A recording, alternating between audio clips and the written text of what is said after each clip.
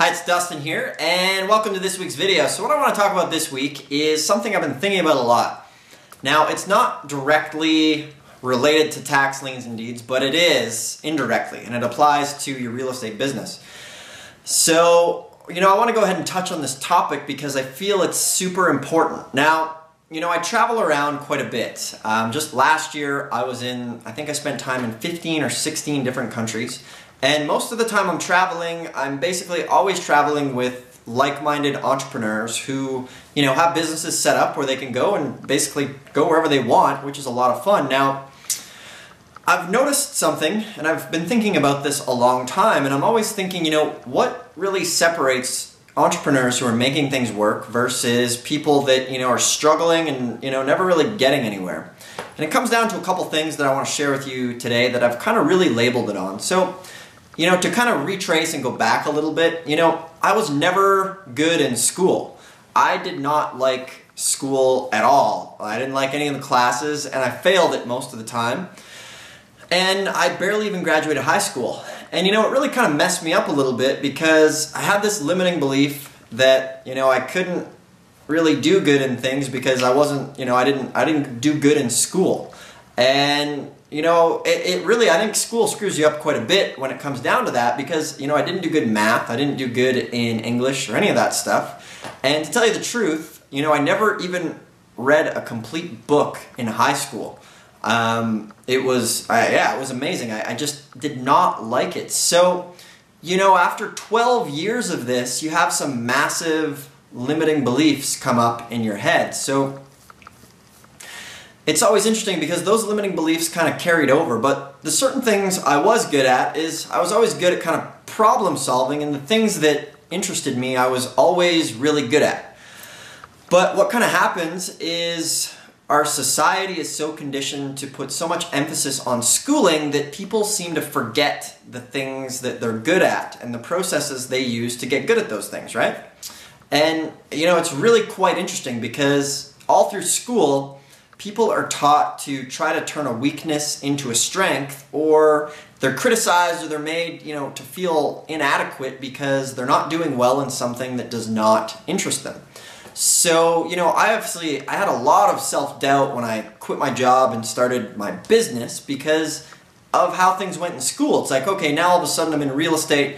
How am I supposed to figure out numbers when I failed most of my math classes, How am I supposed to, write a letter when my spelling and English and grammar is really bad? And it's funny, even to this day, I'm still super self-conscious about having to spell or write anything out, especially off the computer. So like, I've come up with little systems that allow me, if I have to write something that, many people are gonna see, my writing style has evolved to, I keep it super simple. Like, to this day, there's words that I still can't spell over and over again. If you were to ask me right now, I'd probably screw it up. Like, to this day, I still can't even spell the word entrepreneur. I screw it up every time, and even on the computer with autocorrect, sometimes I spell it so bad that autocorrect won't even correct it for me, and I'll have to throw it in Google to get the right one to put in, a newsletter or whatever. And it's weird, it just doesn't stick. Even the word exercise, to this day, I still can't spell it very good. So like, if I'm writing something, I will write, rather than going to exercise, workout, because I know I can spell those words. But this stuff really had an effect on me, so I want to kind of ask you a question right now to like, what things happened in your past that are maybe holding you up on where you are right now? And here's what it comes down to. I want you to think about something, and I want to share with you what I've really noticed about entrepreneurs that make the real estate business work or their internet business. And it comes down to a couple things. It comes down to, in my opinion, never-ending curiosity, genuine curiosity, and asking questions and problem solving. And so many people just get lazy with this stuff. So, for example, one thing that I realized is I'm always curious about anything that interests me. I want to know everything about it.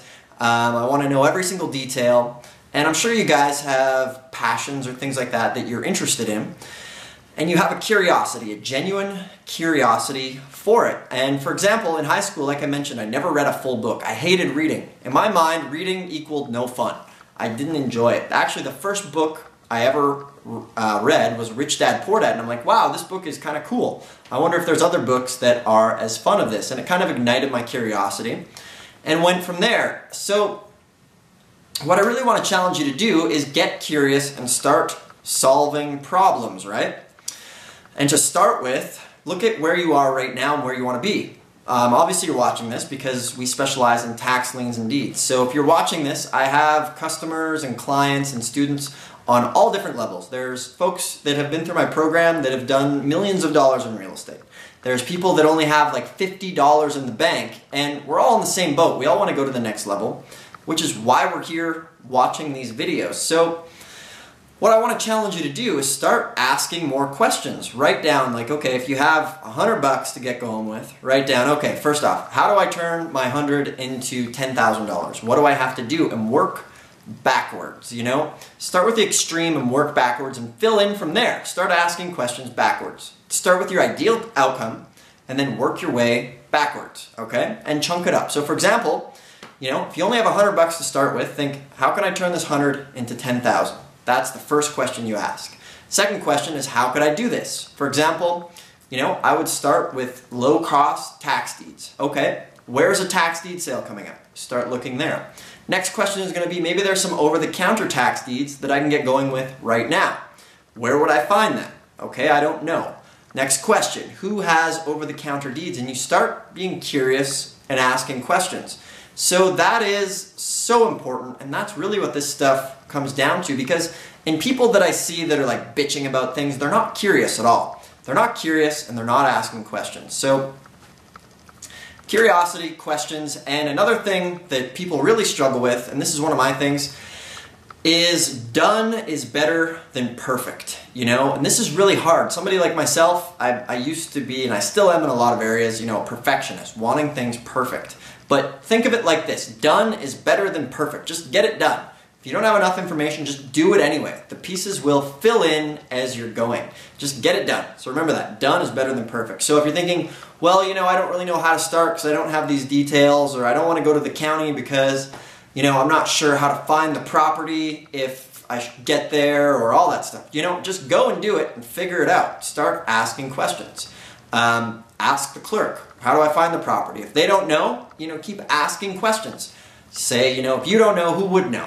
And keep going that way. So I see this so much with, you know, broke people and people that aren't getting what they want. They don't ask questions. They're not asking the right questions, and they're not curious. So that's my challenge to you, is look at the things in your life you've done really good at and take that same curiosity into business or any other thing that you really want to pursue. Because you probably have to go back and dissect quite a bit, because, you know, I'm going to be 30 and I've really just started to get clarity on this now because of all of those limiting beliefs running in the back of my mind, you know. It took me a long time to get that stuff figured out. Now, I'll end it with a couple things, and there's the Einstein quote that I love, and it's basically, if you judge a fish on its ability to climb a tree, that fish is going to go its whole life thinking it's stupid. And that's really what our school systems do, is they throw all these fish in a pool and say, hey, do this and that, and people that aren't naturally interested in it don't do good, and then you get conditioned to think that, you know, you're not very smart. So that followed me around for a long time, and, you know, my teachers would always be hard on me about spelling and all that stuff. And now it's great because, you know, I still can't spell very good. And, you know, I don't really, it's good enough.